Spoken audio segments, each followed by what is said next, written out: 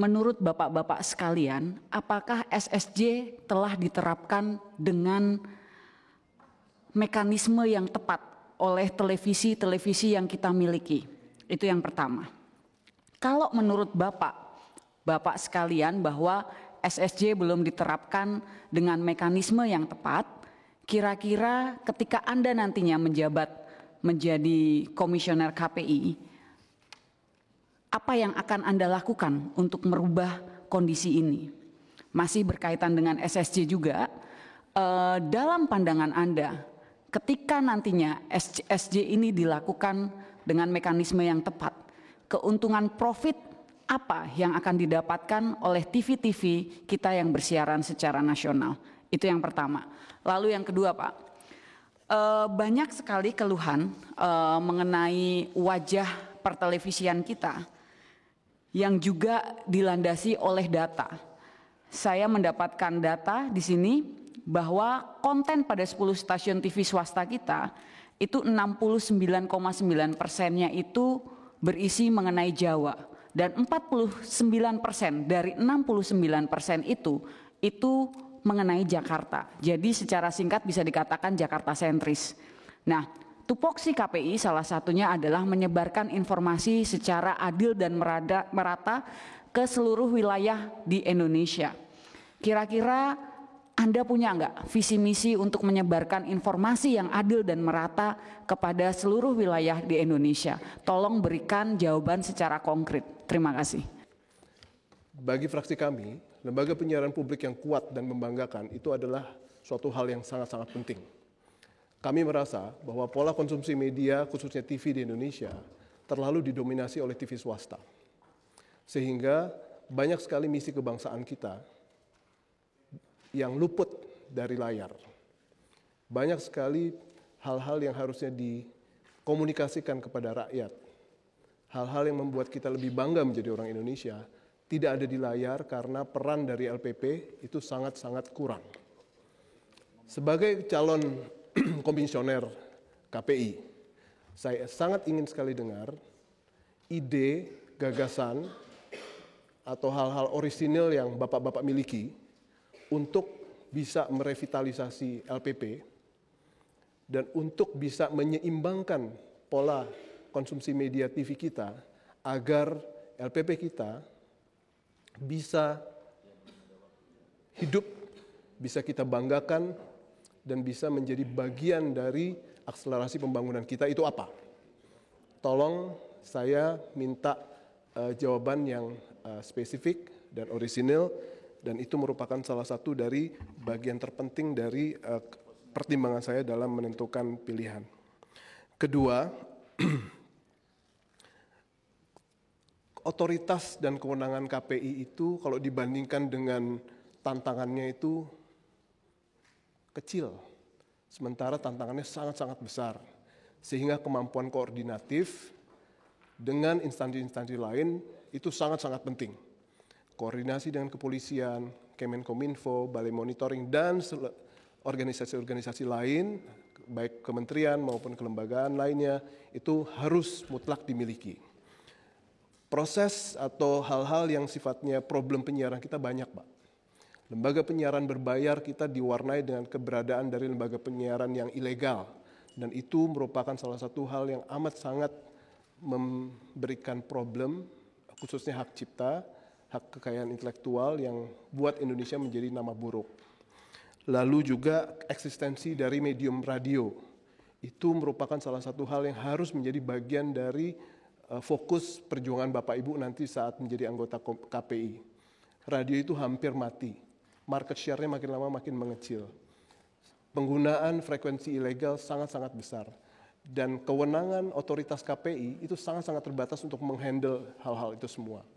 Jadi hal koordinatif apa yang pada dasarnya akan dijadikan terobosan untuk menuntaskan problem-problem tersebut? Menurut pendapat saya tidaklah semudah apa yang Anda sampaikan.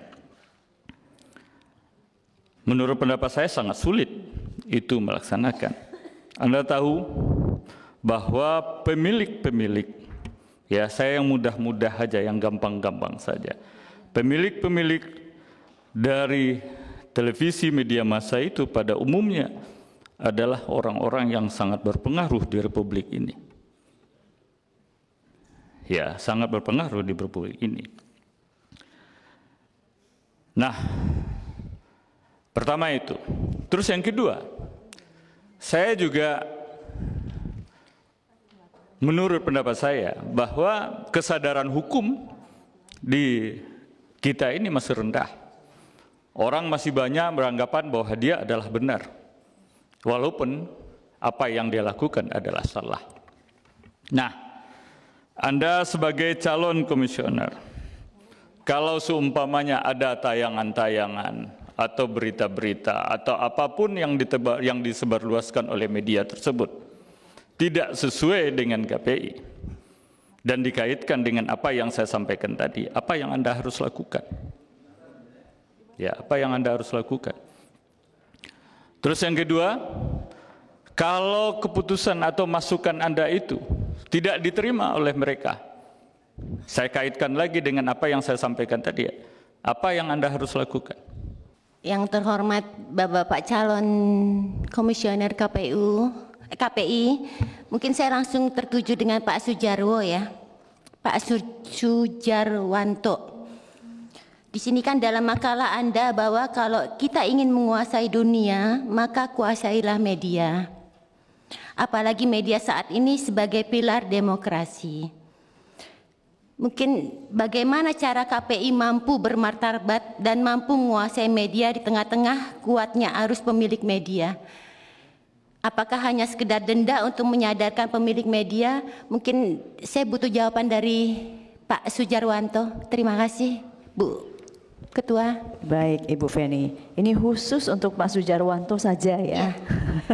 Karena menguasai Baik, Ibu. dunia. Terima kasih, Bu Feni. Ada pertanyaan sederhana begini. Ketika Bapak menjadi anggota KPI,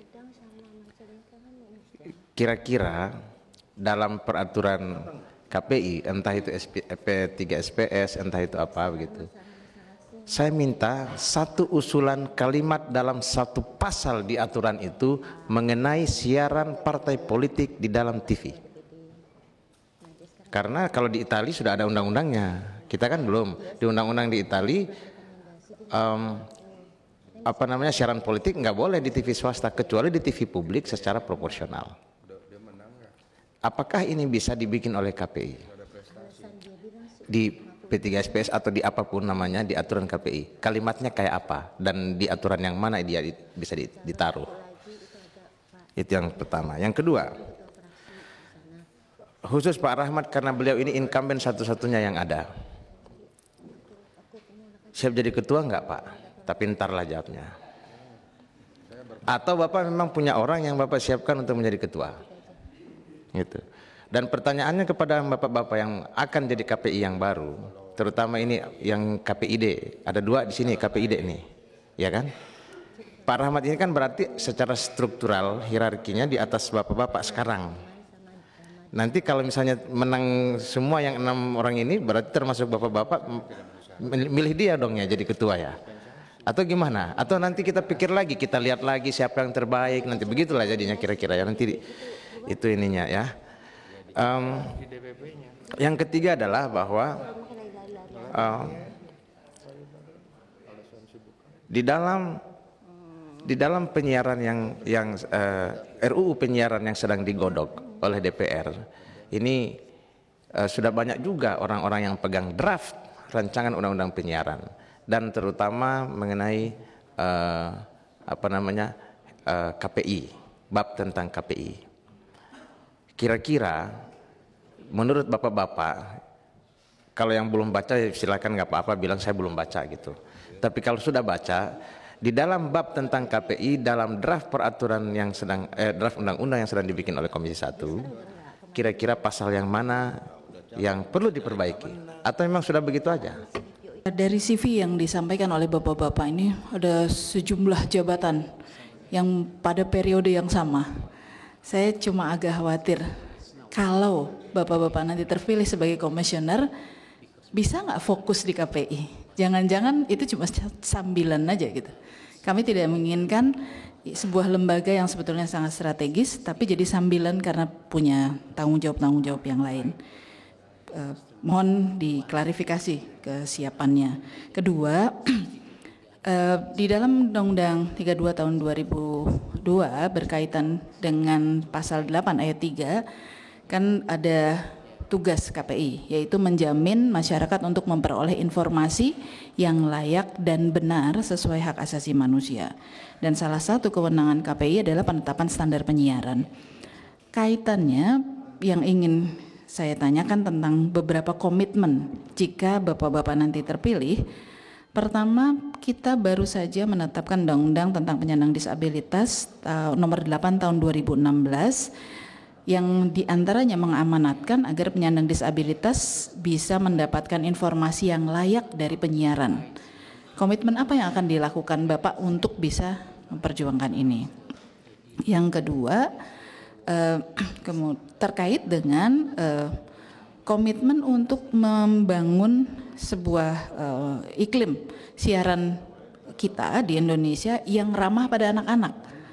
Bagaimana kita akan membangun itu? Juga kemudian bagaimana kita meminimalisir eksploitasi anak di dalam industri penyiaran itu sendiri. Apa yang Bapak akan lakukan terhadap itu? Terakhir, copying visual dari masyarakat penonton kita itu terhadap tindak kejahatan itu sangat mudah. Seolah-olah siaran itu adalah bagian dari guru terbaik mereka untuk melakukan tindak pidana selanjutnya dengan pengembangan berikutnya. Apa sih yang akan dilakukan oleh Bapak-Bapak? Termasuk berita ya Pak ya. Termasuk berita kadang-kadang memberikan sebuah gambaran yang juga mengerikan, akhirnya menjadi trigger bagi tindakan kejahatan berikutnya. Kalau Bapak-Bapak jadi anggota KPI, kira-kira wajah KPI yang ideal itu seperti apa? Dan apakah Bapak sudah mengerti kendala yang utama yang Bapak akan hadapi untuk mewujudkan KPI yang ideal itu apa saja? Itu satu. Kemudian yang kedua, bagaimana Bapak-Bapak menghadapi tentang monopoli kepemilikan media? Karena kecenderungan orang dalam berusaha ketika duitnya makin banyak itu pasti akan memonopoli. Kalau sudah melampaui batas yang toleran dalam undang-undang, apa yang Bapak akan lakukan menghadapi monopoli itu? Seperti apa kira-kira keinginan Bapak untuk memberantas monopoli itu bisa terrealisasi apa tidak?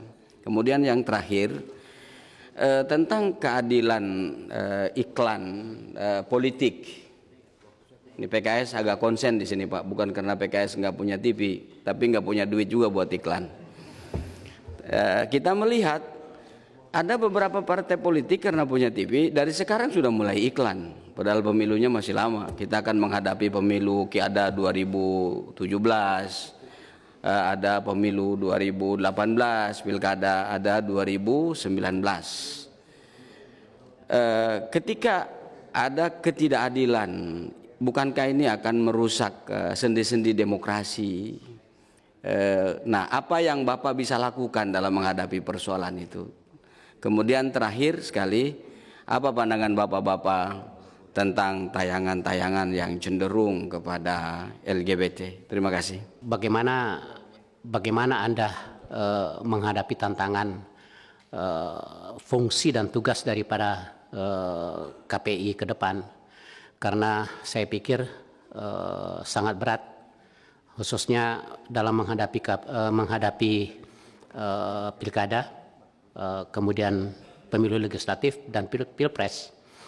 Dan salah satu contohnya adalah bagaimana sikap Anda terhadap penggunaan frekuensi TV yang sebenarnya belum saatnya untuk kampanye tapi sudah dipakai untuk kampanye. Ini bagaimana sikap Anda berlima? Apakah Anda akan tegas menyatakan itu melanggar undang-undang atau bagaimana? Karena kan untuk kampanye dan sebagainya itu kan ada undang-undang pilpres, ada undang-undang pilkada, ada undang-undang pemilu legislatif. Nah, itu saya hanya minta ketegasan itu. Yang kedua, bagaimana sikap Anda tentang kepemilikan saham dari TV, ya kan? Karena Anda tahu kepemilikan saham TV sekarang ini kan sudah hanya bisa dihitung jari dari sebelah tangan kiri aja, ya kan? Nah, apakah bagaimana tanggapan Anda?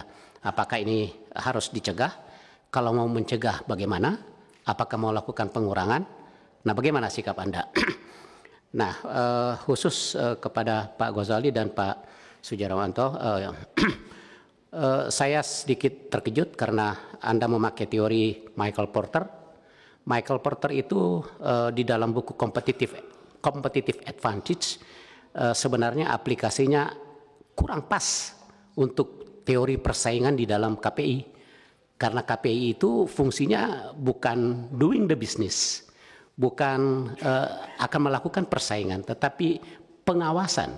Ya, jadi mungkin sedikit pendekatannya mungkin keliru, tetapi kalau dilakukan pendekatan external and environment analysis mungkin masih lebih tepat. Tapi saya hargai itu adalah merupakan pengembangan dari pengalaman masing-masing. Khusus untuk Pak Sudjarwanto sebagai incumbent, Anda sudah berpengalaman 3 tahun. Pertanyaan saya,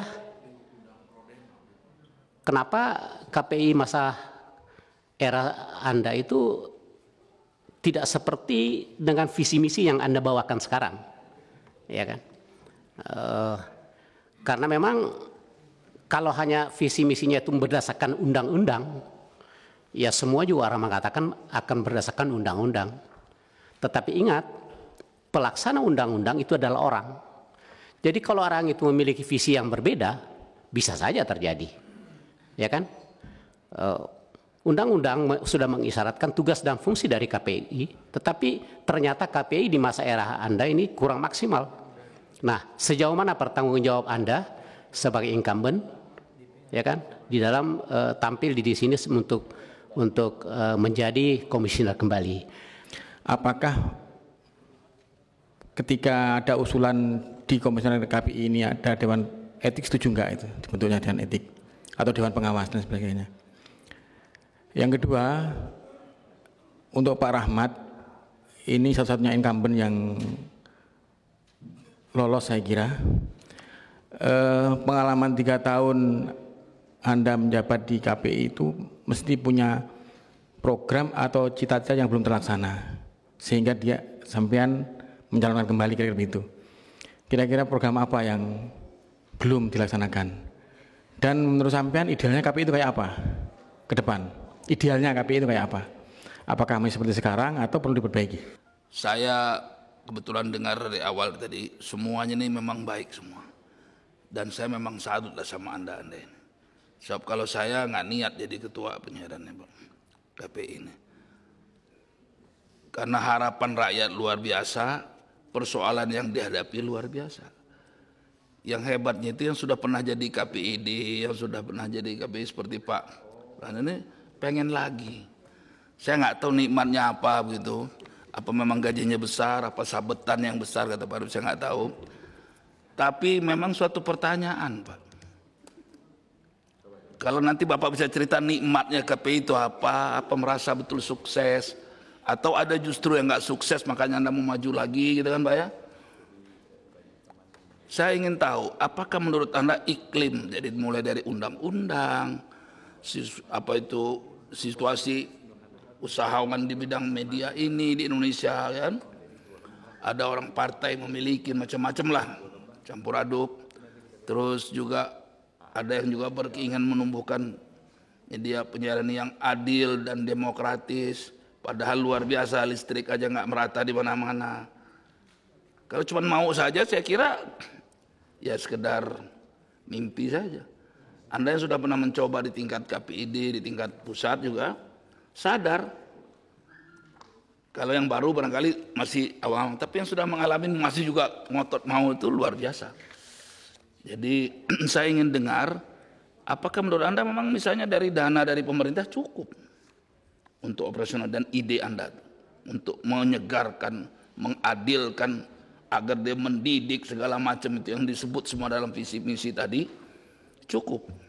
Sarananya cukup apa enggak?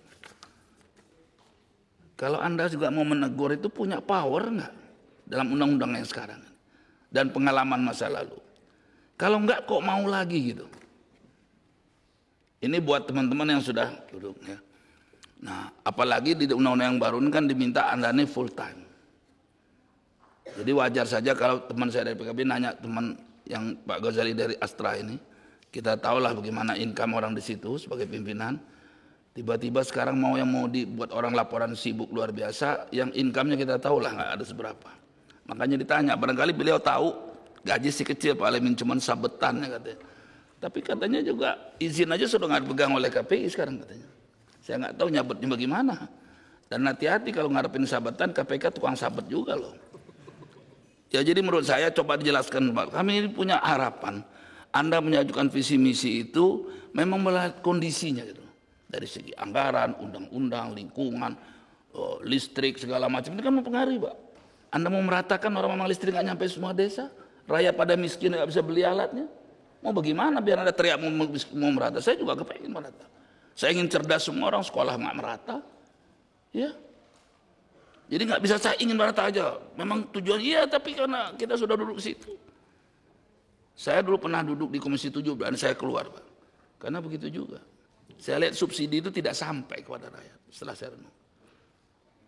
Saya dulu ingin juga begitu saya Komisi 7 agar subsidi ini betul-betul. Ternyata yang menikmati orang yang punya modal semua. Pabrik-pabrik itulah yang menikmati energi surya Indonesia. Karena orang nggak punya motor nggak punya apa kadang menerima. Listrik juga gitu. Triliunan kita beri subsidi tapi yang pabrik-pabrik menikmati. Nah ini Komisi Penyiaran juga coba perhatikan. Apa yang Anda idekan itu menurut saya. Maka saya pindah Pak dari Komisi 7 nggak mau lagi di sana. Dosa barangkali. Kita getok kasih subsidi ratusan triliun tapi tidak sampai. Saya berani mengatakan bisa memberikan contoh itu tidak sampai. Dan sekarang barangkali memang bagus sudah dihapus sudah contoh. Artinya ada perubahan sekarang Pak di sana. Dan saya berapa kali itu direkam saya bilang ini tidak sampai. Nah sekarang Komisi Penyiaran ini saya juga ingin dengar dari Anda. Ini yang nyata sajalah bukan yang mimpi gitu ya enggak. Kalau ini bukan yang begitu. Sebagusnya bukan begitu. Yang bisa Anda capai dengan kondisi yang sekarang, undang-undang yang sekarang, dana yang sekarang, apapun sarana yang ada sekarang, sistem media yang sekarang, apalagi globalisasi semua mempengaruhinya ya, apa yang bisa dicapai sebetulnya? Dari semua yang disebut tadi itu. Kalau enggak kan Anda ini nipu-nipu diri, nipu kami juga. Kami baca, dengar visi misi Anda bagus gitu kan. Jangan-jangan kalau saya boleh milih semua aja biar begini beratusan. Jangan 9, 27 lah. Cuman takut nggak kegaji sama negara aja. Bagus semua kalian ini. Tapi yang sudah pernah duduk aja kita nggak dengar apa sih yang pernah. Coba Anda sebut. Selama saya KPI ya nggak Pak, jangan tahu. Yang saya hasilkan ini atau kami lah gitu ya nggak. Tim kan.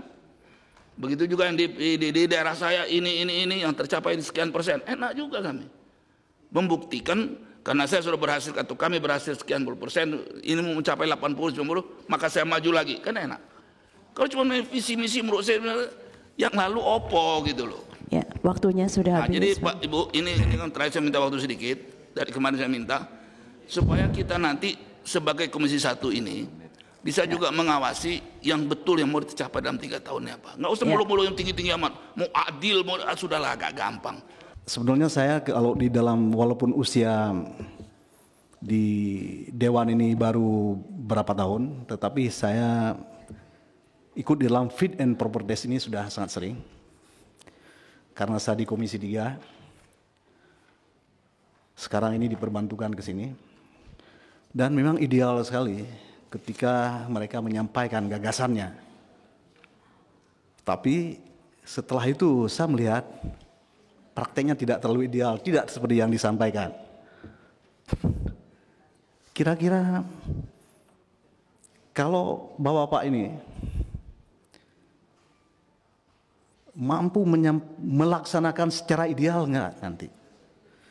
Nah, di dalam konsep Bapak-Bapak ini yang ideal itu yang mana? Itu yang pertama. Yang kedua, sebetulnya kita ini kalau lembaga-lembaga konstitusional itu bukan sekedar kita ini hadir kemudian akan memberikan punishment, tetapi sebenarnya kita harus ada yang kita jaga. Kita jaga budaya kita jaga ruang publik kita. Ya. Dan kita jaga sebenarnya juga perusahaan-perusahaan kita. TV itu adalah perusahaan kita. Ya. Karena itu di dalam RUU misalnya KUHP itu kita bagaimana membuat undang-undang itu bukan untuk kehancuran perusahaan-perusahaan kita. Karena apa? Itulah yang menggerakkan bangsa ini, mereka punya kontribusi. Nah, Bapak-Bapak sekalian, saya ingin beritahukan, kan izin ini 10 tahun. Sekarang akan selesai sejumlah televisi izinnya. Saya ingin tahu Bapak itu mau melihat apa pekerjaan lembaga penyiaran itu selama 10 tahun ini yang ideal, sehingga coba Bapak gambarkan ini baik, barangkali ini bisa kita perpanjang. Begitulah maksud saya. Oh, ini tidak baik, maka kita tidak perpanjang. Yang ketiga, apakah Bapak-Bapak ini bukan job seeker? Pertama dari masalah SJJ dari PDIP. Memang kita pahami bahwa konten lokal yang terjadi saat ini di program-program TV jaringan memang sangat minim sekali, bahkan dikesankan dipaksakan. Jadi konten itu muncul di jam-jam yang kira-kira sudah orang pada tidur. Jadi limit 10% itu memang seolah-olah itu sudah menjadi sebuah kewajiban. Ini PR terbesar untuk Komisi Penyiaran Indonesia untuk berpikir sama bagaimana industri penyiaran menjalankan apa yang menjadi komitmen ini. Kemudian Mas Arief tentang revitalisasi KPI. Memang kita pahami TVRI, mohon maaf. Kita berharap memang TVRI ini hampir sama dengan seperti NHK atau BBC. Jadi semangat itu sebagai alat utilitas publik yang benar bukan hanya sebagai hiburan tapi memberikan proyek edukasi.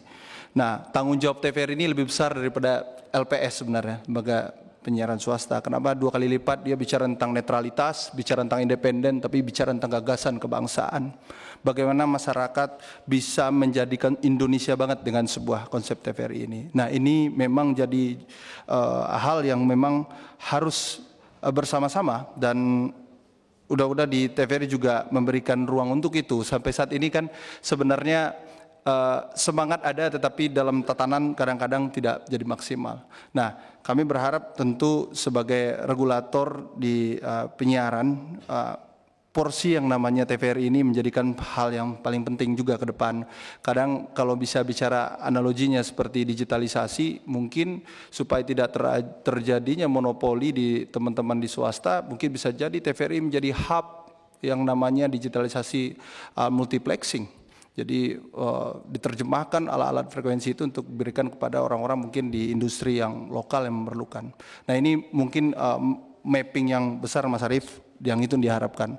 Dan saya sendiri sangat berkeinginan sekali bahwa TVRI seperti NHK Jepang dan BBC yang sampaikan itu.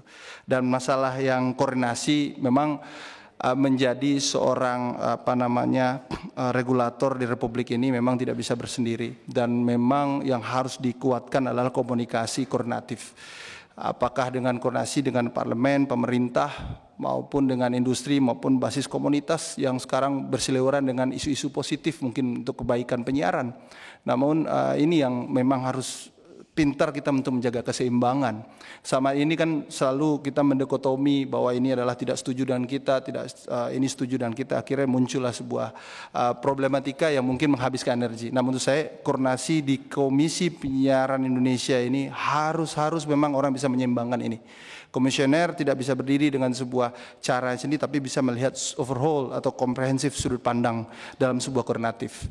Dan Pak John Kenezis dari Golkar, permasalahan owner dari pemilik televisi saat ini memang rata-rata adalah orang-orang yang berkecimpung di dunia partai politik, dan sekaligus menjawab juga nih pertanyaan dari Pak Jazuli, juga dari Mas Nino juga masalah siaran politik.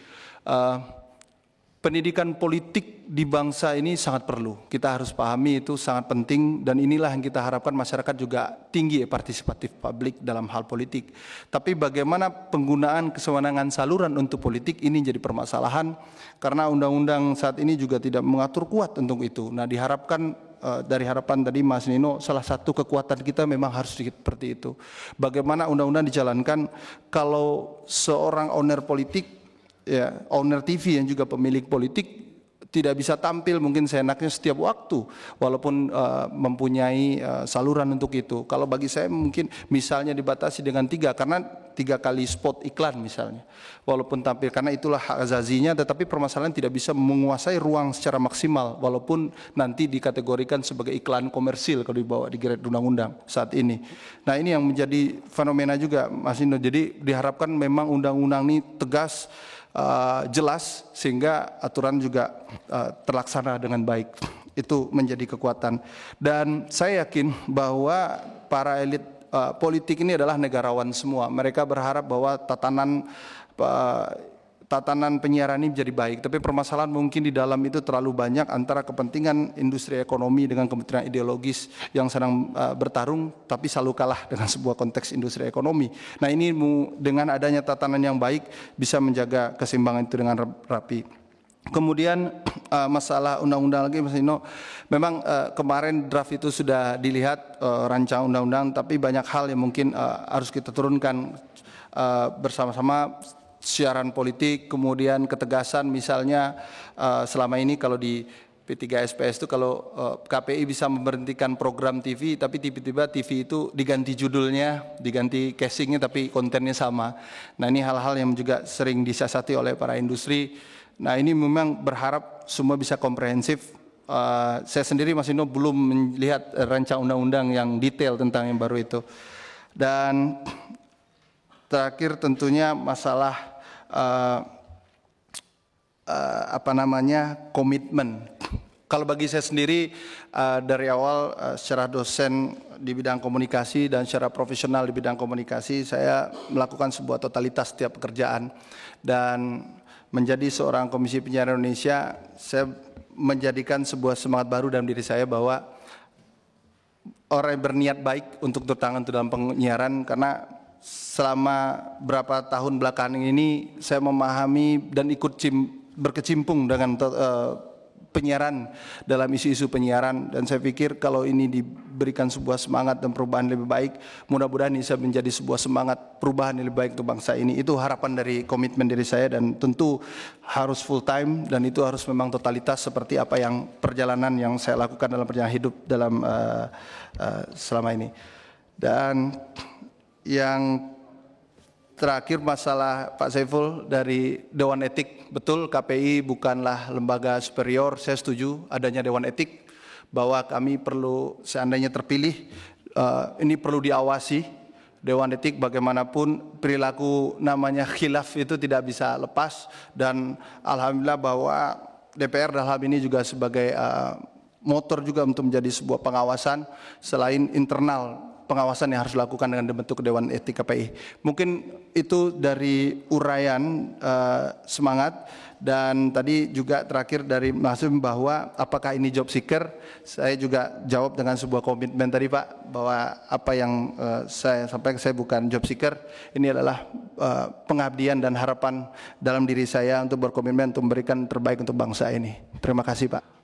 Saya jawab untuk PDIP dari Ibu Irin tadi terkait SSJ ya, bahwa masih banyaknya bahwa tayangan-tayangan lebih Jakarta sentris. Hal ini menjadi permasalahan bahwa SSJ yang diterapkan sekarang memang masih belum berjalan secara ideal ke depan. Maka ketika kami kerja KPI ke depan cukup berat karena harus menjelaskan lagi bahwa konten-konten di daerah juga harus dipenuhi. Ketika TV itu berjaringan, bahwa kontennya tidak harus Jakarta, bahwa konten-konten Jakarta cukuplah bahwa untuk di DKI, tapi ketika untuk di daerah harus tayangan-tayangan lokal yang harus dibangkitkan, bahwa budaya-budaya lokal, sehingga tidak mungkin teman-teman di daerah harus selalu melihat berita-berita politik di Jakarta, sedangkan berita-berita di daerahnya mereka tidak mendapatkan, sebenarnya di daerah ada kejadian hal tertentu juga, peristiwa politik daerahnya, tapi karena TV-nya masih terlalu Jakarta sentris, maka mereka tidak bisa menerima berita di daerahnya sendiri. Jadi ke depan memang harus ada perbaikan lagi terkait konsep SSJ ini. Dua, terkait dari Pak Arief Suditomo, untuk LPP yang kuat bahwa sepertinya ada agak terpinggirkan bahwa LPP publik ini tidak dilihat banyak orang, kira-kira penontonnya berkurang karena mungkin tayangannya kurang menarik ketimbang TV-TV swasta. Memang ke depan harus ada bagaimana kita harus membangkitkan bahwa LPP publik ini sampai ke jantung daerah perbatasan sehingga masyarakat yang di daerah juga bisa menikmati. Bahwa di daerah juga lebih banyak teman-teman juga, pengalaman saya ke daerah memang TVRI lebih banyak dilihat, Mas. Jadi tidak hanya tayangan-tayangan lembaga penyiaran swasta, tapi TVRI juga menjadi pilihan masyarakat ketika menerima informasi berita yang lain. Memang kalau untuk semangat kebangsaan, memang justru malah tayangan yang dilakukan TVRI lokal itu membangkitkan semangat. Kita bisa tahu budaya-budaya lokal itu karena contoh kasus di DKI. Beberapa kala acara kebetawian itu bisa kita nikmati. Kita tidak bisa menikmati di TV nasional, tapi ketika di TVRI Jakarta saya menemukan itu. Jadi kami juga bisa mengapresiasi bahwa lembaga LPP juga masih punya, dari penelitian di KBD DKI masih dapat urutan nomor 4 di DKI. Mungkin itu Mas Arief. Terkait koordinasi ya, saya kira penting sekali ke depan. Terlebih lagi tadi Mas Arief cerita soal banyaknya radio yang sudah mulai gulung tikar, bahwa kita cukup prihatin bahwa industri radio di beberapa sudah mulai kolab, maka harus ada regulasi yang harus menyangga mereka. Ini industri tidak boleh, banyak sekali SDM yang harus diselamatkan, banyak kepentingan-kepentingan penyiaran yang harus diselamatkan juga. Jadi ke depan untuk lebih tegas bahwa radio-radio itu harus diselamatkan dengan regulasi yang baru. Selanjutnya dari fraksi Golkar tadi Pak Aziz, memang pemilik TV ini banyak sekali yang orang-orang berpengaruh, tapi ketika regulasi KPI yang baru mulai RUU penyiaran, bila itu terwujud maka akan ada perubahan di P3SPS. Dengan P3S baru maka seberapa kuat orang lembaga penyiaran, ketika undang-undang dan peraturannya kuat, maka bagi KPI tidak ada rasa sungkan atau takut untuk menghadapi lembaga penyiaran.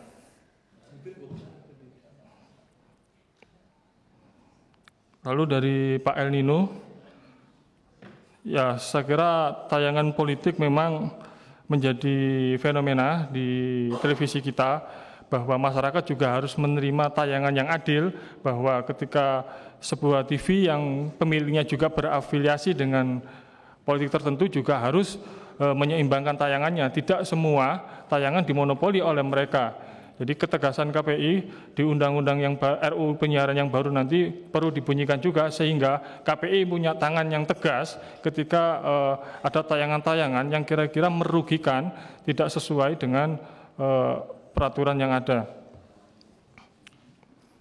Terkait tadi Mas Pak El Nino terkait pilihan ketua dari incumbent atau apa, saya kira siapapun nanti yang terpilih 9 orang, saya kira semuanya terbaik, semua berhak menjadi ketua, baik incumbent atau tidak. Terkait RUU penyiaran yang baru di bab KPI, saya kira yang perlu diperkuat adalah sanksi denda itu diberlakukan. Selama ini itu belum pernah diberlakukan, jadi hanya teguran, mungkin pengurangan durasi. Saya kira perlu ditegaskan bahwa denda ini perlu diperkuat. Kedua, perlu dimasukkan bahwa ini usulan dari teman-teman stakeholder penyiaran, bahwa tidak selalu bahwa TV itu yang ditegur, tapi mereka juga mengusulkan bahwa artisnya juga bisa ditegur, bahwa TV ini tidak harus lembaga penyiarannya, tapi ketika talentnya yang melakukan juga. Jadi teguran tidak hanya kepada lembaga penyiaran, tapi juga kepada talent. Lalu dari PKS Ibu tadi terkait jabatan yang banyak, saya kira saya berkomitmen bahwa ketika terpilih saya akan meninggalkan jabatan yang lain ketika terpilih menjadi anggota komisi ke depan.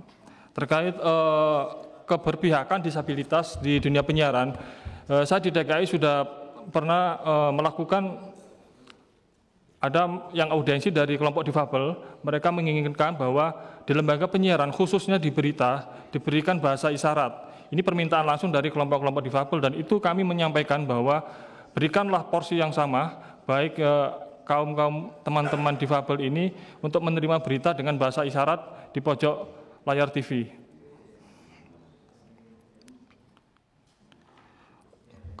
Terkait tayangan anak, memang masih banyak tayangan-tayangan anak yang masih bisa terkait kekerasan, terkait copy paste, bahwa banyak sekali tayangan-tayangan yang bisa menjadi contoh anak untuk melakukan tindakan kejahatan. Beberapa kali kami di DKI menegur beberapa tayangan yang muaranya membuat masyarakat untuk belajar melakukan kejahatan mulai dari awal sampai akhir. Walaupun itu sebagai contoh, menurut kami itu tidak pantas ditayangkan di lembaga penyiaran karena itu memberikan contoh masyarakat, baik anak-anak maupun orang dewasa, cara melakukan kejahatan dari awal sampai akhir.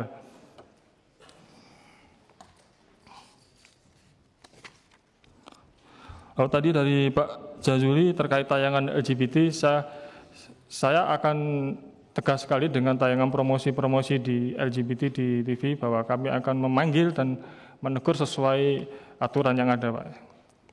1 menit terakhir, Pak Baidillah.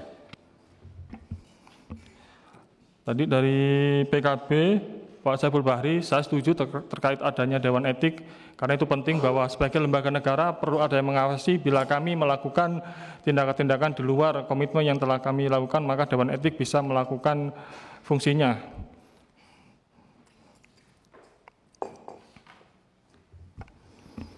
Lalu dari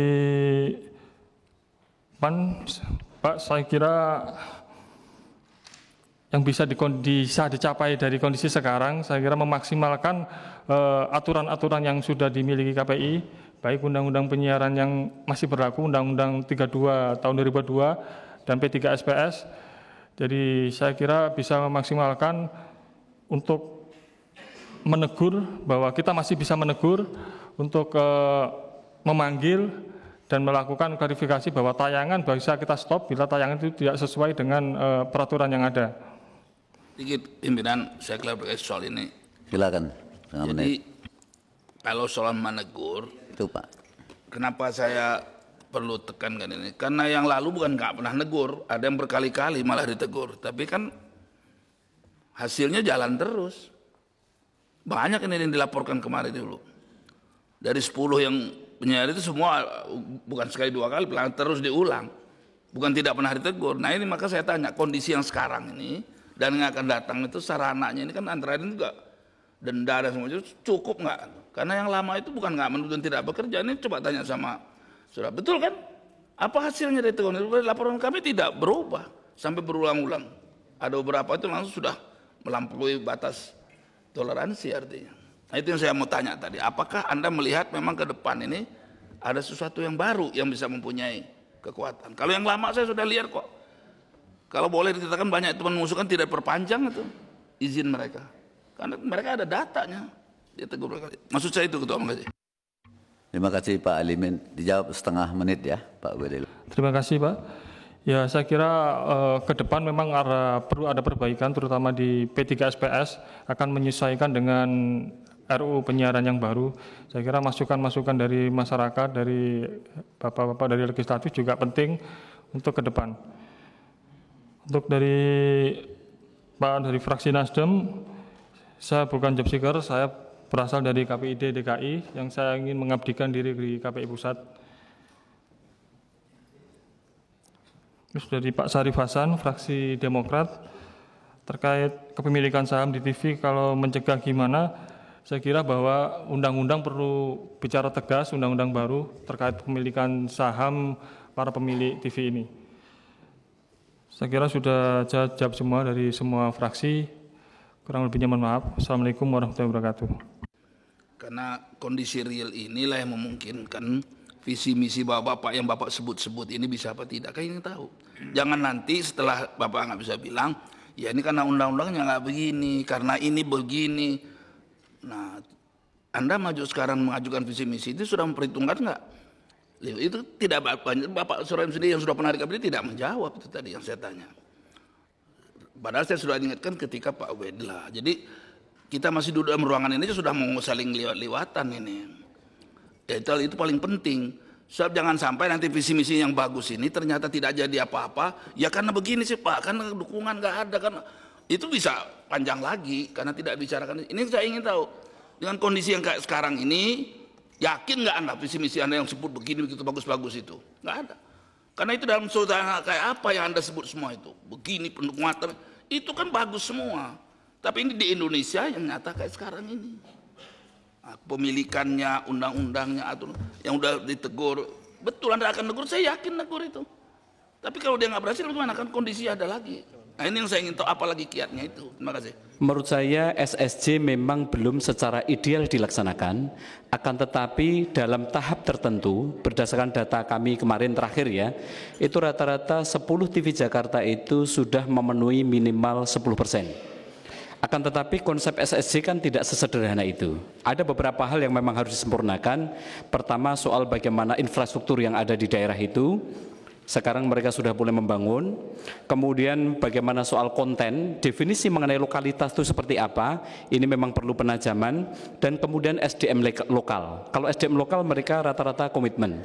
Yang susah itu Bu Irin memang soal saham. Karena gini, konsep SSJ kemudian sebuah TV berjaringan kenapa harus membuat badan hukum di daerah, itu kan idealnya ada kesertaan modal dari pemodal lokal di sana. Memang yang ini agak susah. Saya sendiri waktu menjadi ketua KPI di Jogja itu sempat sebelum bidding itu ngobrol sama beberapa orang yang punya duit di Jogja. Anda mau nggak menyertakan modal di TV A ini yang di Jakarta? Mereka rata bilang, duitnya berapa? Kalau seperti itu saya dapat untung berapa? Memang kalau bicara seperti itu pengusaha lokal mendingan buka warung pecel lele Pak, ketimbang mereka menyertakan saham untuk TV berjaringan di daerah. Memang ada kelemahan beberapa.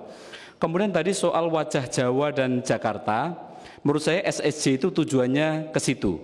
Kalau kemudian bicara soal coverage area di mana di Indonesia itu agak susah, mungkin menurut saya jawabannya adalah digitalisasi itu.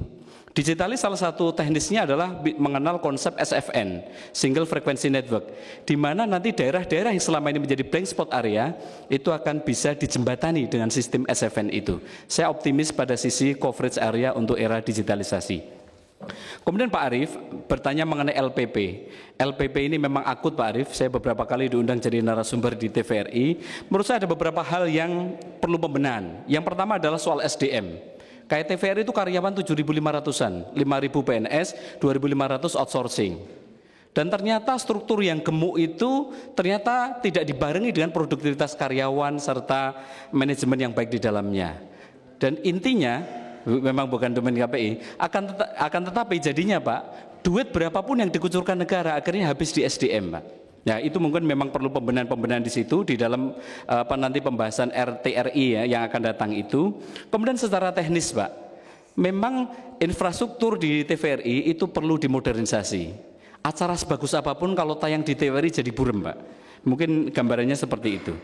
Kemudian soal radio, saya juga percaya, saya pernah ngobrol dengan Muhammad Farhan ya, salah satu pegiat radio. Kunci radio itu menurut dia adalah peluang tumbuh radio dan bertahan adalah digitalisasi juga. Ketika digital konvergen, orang tidak hanya jualan suara, tetapi di radio juga bisa jualan gambar serta bentuk-bentuk kreativitas iklan yang lainnya. Kemudian dari Pak John Kennedy Aziz dari Golkar, saya tentang pemilik media tadi, apakah Anda takut dan tidak? Saya sudah membuktikan Pak, saya diisi siaran di KPI Pusat selama 3 tahun ini. Saya selama ini sudah menjatuhkan sanksi hampir kepada semua TV tanpa memandang siapa yang berada di belakangnya. Saya berpegang pada undang-undang dan P3SPS, dan menurut saya pada tataran ini selama ini tidak ada intimidasi apapun dari mereka. Dan mereka patuh kok. Yang menarik terakhir ketika para pemilik TV kita kumpulkan dalam rangka perpanjangan 10 TV, mereka kita tayangkan. Isinya justru mereka kaget, TV saya kok isinya seperti itu, jangan-jangan laporannya mungkin tidak sesuai dari stafnya. Itu seperti itu, kemarin kita undang.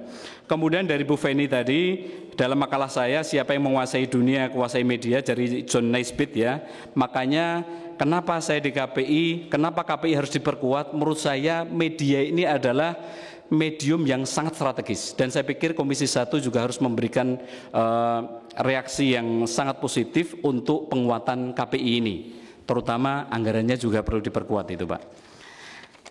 Kemudian dari Gerindra Pak El Nino ya, saya pernah di Malaysia itu ngobrol sama sopir taksi.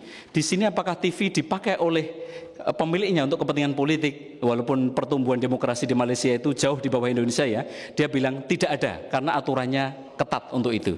Makanya Pak El Nino, kalau saya boleh mengusulkan ya, mungkinkah di undang-undang penyiaran itu dicantumkan satu kalimat yang langsung sekakmat gitu, pemilik media dilarang partisan.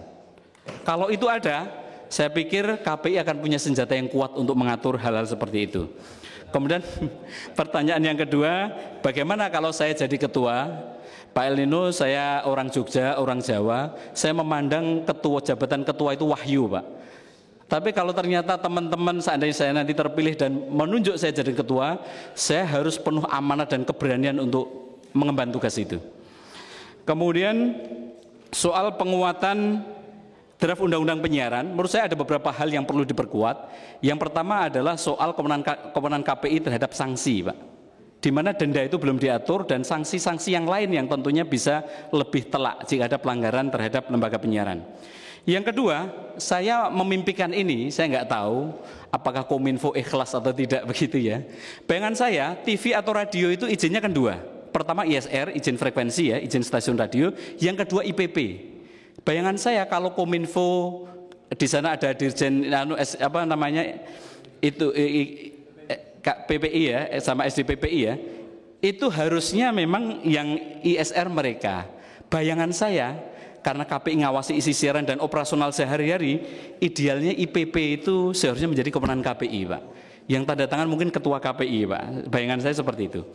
Kemudian dari PKS tadi Bu Lydia, bisa nggak fokus ke KPI? Saya fokus Bu. Anak istri saya tinggal di Jogja dan saya tidak punya pekerjaan apapun. Ketika periode kemarin saya mengambil S2 di salah satu universitas di sini, saya pun mengambil kuliahnya Sabtu Minggu sehingga tidak mengganggu pekerjaan sehari-hari. Kemudian soal disabilitas, ramah anak dan eksploitasi anak, saya pikir P3SPS yang kita punyai itu fokus pada itu. Karena inti dari P3SPS adalah perlindungan kelompok yang paling rentan, yaitu anak-anak dan remaja. Dan ke depan kita akan pertajam itu Bu, kalau undang-undang sudah kita sahkan. Kemudian Pak Jazuli, saya hampir sama tadi, wajah KPI yang ideal adalah wajah KPI yang diperkuat, baik dari sisi kelembagaan, anggaran, kewenangan, dan sebagainya. Kemudian bagaimana soal LGBT? Sikap KPI pada periode yang lalu yang tegas, LGBT sebagai bagian dari warga negara, mereka sama dengan warga negara yang lain, yaitu mendapatkan perlindungan atas hak-hak dasarnya. Tetapi kalau mengkampanyekan, no way. Karena bagaimanapun TV harus melindungi kelompok-kelompok yang rentan.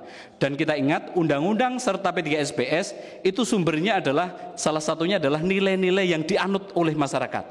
Dan masyarakat kita sampai sekarang belum bisa menerima aspek-aspek seperti itu. Beda dengan misalnya Belanda atau Belgia, bahkan sudah melakukan legalisasi terhadap perkawinan sejenis. Kemudian dari Pak Syarif Hasan di Demokrat ya, tantangan hadapi pemilu dan pilkada Pak, kita selalu membuat gugus tugas bersama KPU dan Bawaslu. Tapi sekali lagi Pak, hal ini tidak bisa hanya ditumpukan kepada KPI, tetapi kepada Bawaslu dan kepada KPU. Aturan di KPU juga harus ketat, sehingga pelanggaran-pelanggaran yang ada di sana itu bisa kita jerat. Sebagai gambaran Pak, dalam gugus tugas kemarin setiap hari, setiap minggu kita setor VCD pemantauan kami kepada Bawaslu dan kemudian kerjasama dengan KPU. Ternyata tidak satu pun yang ditindaklanjuti. Pasalnya sederhana, kadang pelanggaran itu dianggap melebihi 7 hari ya. Kemudian yang kedua, unsur-unsurnya tidak memenuhi sebagaimana konsep pada PKPU sebelumnya. Saya pikir penguatan di sisi KPU juga harus ada Pak. Kemudian tadi, apakah selama kemarin saya visi misi tidak saya laksanakan? Saya kebetulan di isi siaran Pak. Insya Allah semaksimal yang saya lakukan, saya bersama teman-teman di isi siaran serta teman-teman KPI sudah melaksanakannya. saya harus jujur di sini Pak, orang yang berada di bidang isi siaran itu bidang yang sangat tidak mengenakan. Karena ketika tiap hari kita menjatuhkan sanksi, kita berhadapan dengan muka-muka yang tidak sumringah dan tidak bahagia.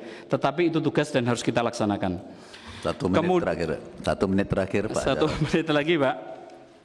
Kemudian kalau dari PKB tadi Pak, setujukah Anda dibuat Dewan Etik? Sebenarnya di dalam peraturan kelembagaan kita sudah ada, yaitu Dewan Kehormatan. Tetapi kalau ada benchmark seperti KPU, seperti DKPP, saya pikir bagus-bagus saja karena siapapun yang punya kekuasaan itu juga punya potensi lalai. Kita jujur aja manusiawi seperti itu. Kemudian Pak Alimin, kenapa saya masih tertarik di KPI?